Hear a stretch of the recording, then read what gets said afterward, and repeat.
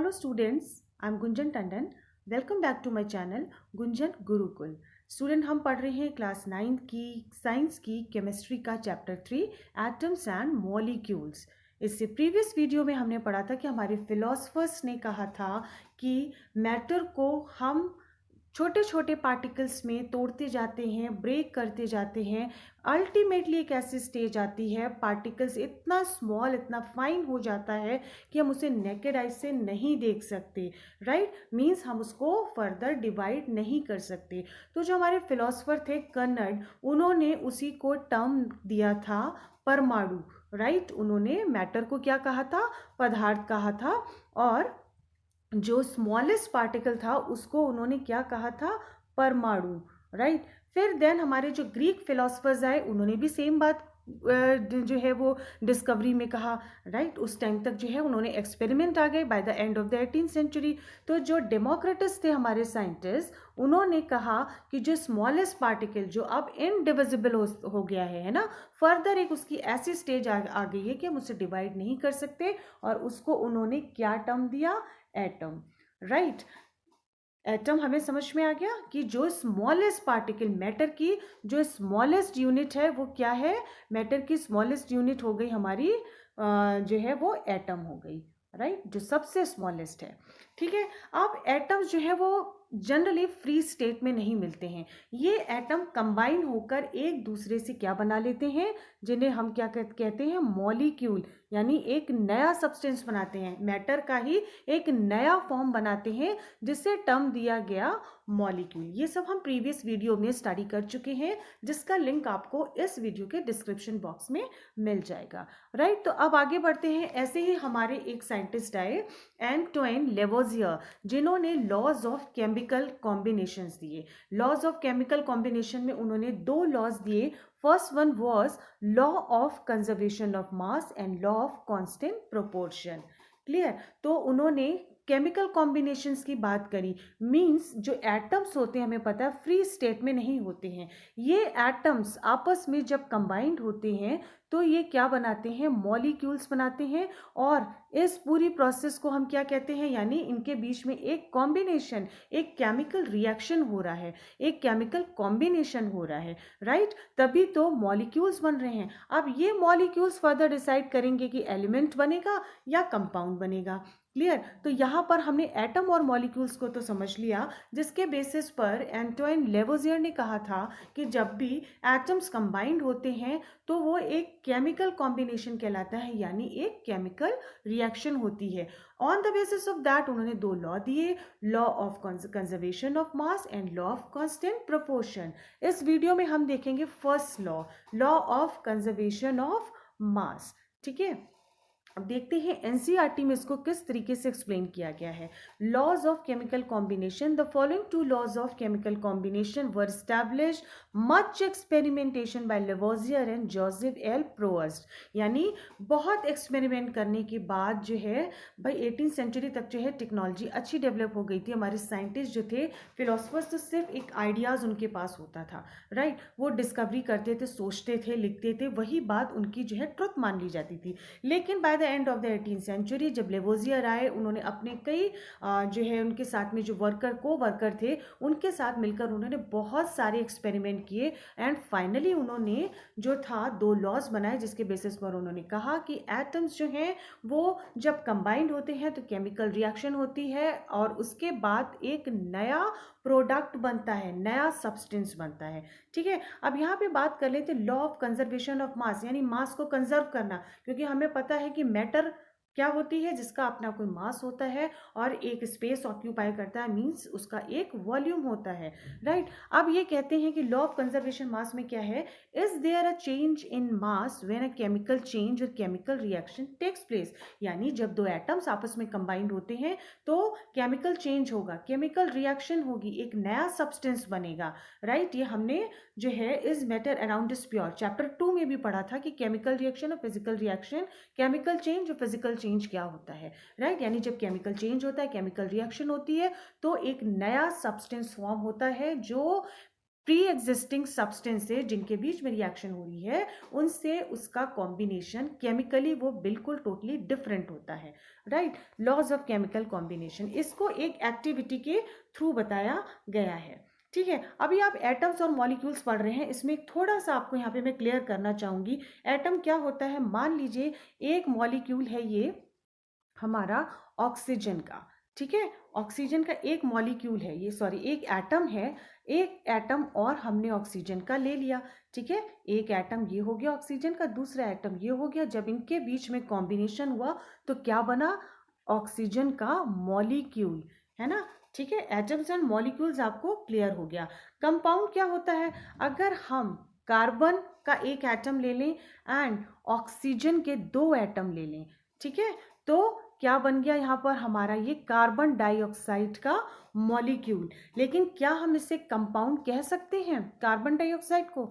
Yes, carbon dioxide जो है हमारा एक कंपाउंड है, ठीक है। कैसे है हमारा कार्बन डाइऑक्साइड एक कंपाउंड? भाई कंपाउंड जो होता है वो दो डिफरेंट एटम्स का मॉलिक्यूल होता है, जिसमें कौन सा डिफरेंट एटम है, एक तो हमारा कार्बन है, दूसरे हमारे दो एटम किसके हैं, ऑक्सीजन के।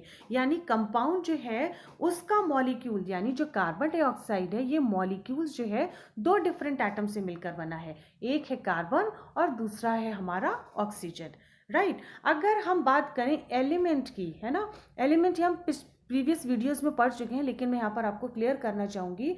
एलिमेंट क्या होता है, एलिमेंट जो अगर हम कहें कि ऑक्सीजन है, ठीक है, ये ऑक्सीजन के जो मॉलिक्यूल हैं, ये दो मॉलिक्यूल हैं O प्लस O, अगर हम कंबाइन कर दें तो O2 बन रहा है। यानी यहाँ पर दोनों एटम्स, ऑक्सीजन के मॉलिक्यूल्स में दोनों एटम्स जो हैं वो हमारे ऑक्सीजन के ही हैं। यानी एलिमेंट जो होता है वो क्या होता है, सेम एटम्स ऑफ मॉलिक्यूल्स, यानी जो इसके मॉलिक्यूल्स हैं वो सेम एटम से मिलकर बने होते हैं। जबकि कंपाउंड में क्या होता है, जो मॉलिक्यूल्स हैं वो डिफरेंट एटम से मिलकर बने हैं। तो यहाँ पर ये चीज़ आपको क्लियर हो जानी चाहिए, what is atom, molecules, elements and compound, right. अब हम आगे बढ़ते हैं कि लॉ ऑफ कंजर्वेशन ऑफ मास के लिए एंटोइन लेवोजियर ने एक एक्टिविटी की थी, जिसको एनसीईआरटी में इस तरीके से एक्सप्लेन किया गया है, राइट। उन्होंने क्या किया, take one of the following sets X and Y of the chemical. भाई यहाँ पर एक्स एंड वाई केमिकल्स हमें लेने हैं, जिसमें आप कोई सा भी ले सकते हैं, या तो ये कॉम्बिनेशन ले सकते हैं copper sulphate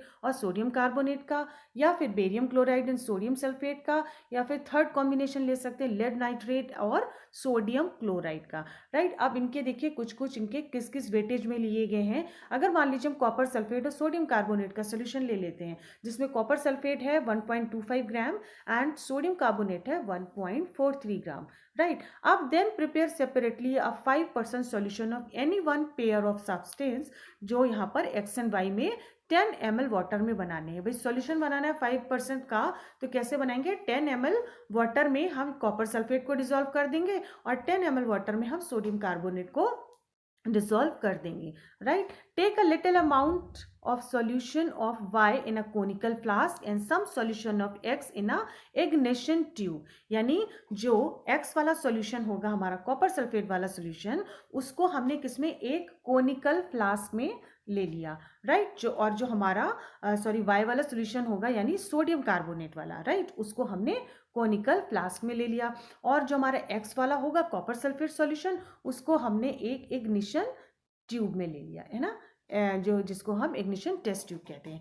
hang the ignition tube in the flask carefully and see that the solution do not gate mixed, है ना। हमने उस जो हमारा कोनिकल फ्लास्क था उसमें हमने उस इग्निशन ट्यूब को बहुत केयरफुली उस फ्लास्क के अंदर डाल दिया, और उस इग्निशन ट्यूब में हम एक थ्रेड बांध देते हैं, जिससे कि वो इस तरीके से उसके अंदर बेंड ना हो जाए, right. Take a little amount of solution of Y in conical flask and some solution of X in ignition tube, ये हमने पढ़ लिया। Then hang the ignition tube in flask carefully, इस तरीके से हमने उसको हैंग कर दिया और जो इग्निशन ट्यूब थी उसके ऊपर ये कॉर्क पुट कर दी, ठीक है, ये थ्रेड लगा दी, ये कोनिकल फ्लास्क हो गया जिसमें हमारा वाई वाला सोल्यूशन था यानी सोडियम कार्बोनेट वाला, और एक्स वाला हमने ले लिया इग्निशन ट्यूब में जिसमें हमारा कॉपर सल्फेट का सोल्यूशन था। क्लियर, ये एक एक्टिविटी परफॉर्म करी उन्होंने, जिसमें फिर क्या करा, हमने जो था इसको वे करा, है ना, ये इस तरीके से थोड़ा सा हमने जब दोनों का वेट ले लिया, वेट लेने के बाद हमने देख लिया कि मान लीजिए हमारा इसका वेट आता है 50 ग्राम्स है। अभी दोनों सोल्यूशन हमारा 50 ग्राम सोडियम कार्बोनेट एंड 50 ग्राम हमारा क्या है कॉपर सल्फेट का। Now tilt and swirl the flask so that ये, ठीक है, now way the flask with the contents carefully, ठीक है, हमने फ्लास्क को अभी उसका वेट कर लिया। Now tilt and swirl the flask so that the solution X and Y get mixed. अब जो इग्निशन ट्यूब उस कॉनिकल फ्लास्क के अंदर थी उसको हमने थोड़ा सा टिल्ट कर दिया, ठीक है, और फ्लास्क को थोड़ा सा मूव करा जिससे एक्स एंड वाई सोल्यूशन दोनों आपस में मिक्स हो गए, ठीक है। मिक्स होने के बाद हम देखते हैं कि नीचे की तरफ जो है कॉनिकल फ्लास्क में प्रेसिपिटेशन आ जाता है। प्रेसिपिटेशन मीन्स जो चीज़ जो है जम जाती है, जाकर इकट्ठी हो जाती है। देन अगेन हमने मिक्सिंग के बाद उस कॉनिकल फ्लास्क को हमने वे किया। फिर क्या हुआ, अब क्या रिएक्शन हुई फ्लास्क में? Do you think that a chemical reaction has taken place? भाई हमने कॉपर सल्फेट और सोडियम कार्बोनेट लिया, दो डिफरेंट कंपाउंड्स लिए थे, दो उनके बीच में कोई केमिकल रिएक्शन हुई। Why should be put a कॉक? हमने कॉक क्यों लगाई थी फ्लास्क के माउथ पर? Does the mass of the flask and its contents change? जो फ्लास्क था और जो उसके अंदर कंटेंट्स थे, क्या उनका मास सेम हुआ या कुछ चेंज आया, राइट? तो अब जब चेंज करा तो उसके बाद ये देखा, वे करने के बाद लॉ ऑफ कंजर्वेशन मास जो लेवोजियर ने बताया, उन्होंने क्या स्टेट किया यहाँ पे, ये देखिए, उन्होंने स्टेट करा कि मास can neither be created not destroyed in a chemical reaction. जब भी कोई केमिकल रिएक्शन होती है तो मास को ना तो क्रिएट किया जा सकता है और ना ही डिस्ट्रॉय किया जा सकता है, राइट। यहाँ पे दो हमारे रिएक्टेंट्स थे, पहला था हमारा कॉपर सल्फेट और दूसरा क्या था हमारा सोडियम कार्बोनेट। यानी ये दोनों जो आपस में रिएक्शन करें, जो कंबाइंड हो रहे हैं, ये क्या कहलाएंगे? हमारे रिएक्टेंट्स, राइट। जो हमारे एरो के टेल की साइड होते हैं ये कहलाते हैं हमारे रिएक्टेंट्स। अब मान लीजिए इससे नया प्रोडक्ट्स बना, सी बना, ठीक है, ये हमारा कहलाएगा प्रोडक्ट, है ना।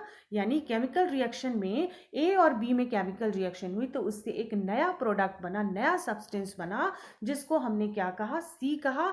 ये, और जब हमने ए को, मान लीजिए ए हमने 25 ग्राम लिया था और दोनों जो है हमने 25 ग्राम लिए थे, हमने इनको वे करा। वे करने के बाद जब हमने इनके बीच में रिएक्शन हुई और जो नया प्रोडक्ट बना उसका भी मास जब हमने वे किया तो वो भी 25 ग्राम ही निकला। तो यानी क्या रिएक्शन ये कहती है, ये स्टेट लॉ जो है वो क्या स्टेट करता है? ये कहता है कि मास can nether be created nor destroyed. अगर हम दो सेम मास के कंपाउंड्स या रिएक्टेंट्स के बीच में रिएक्शन हो रही है और जो नया सब्सटेंस बनेगा उसका मास भी सेम होगा, वही होगा। यानी रिएक्शन में जो उन दो रिएक्टेंट्स का मास था वो डिस्ट्रॉय नहीं हुआ, ना ही कम हुआ ना ज़्यादा हुआ, जितना रिएक्शन से पहले था और जितना एक नया प्रोडक्ट बना उसका भी सेम मास था, right? This means that during a chemical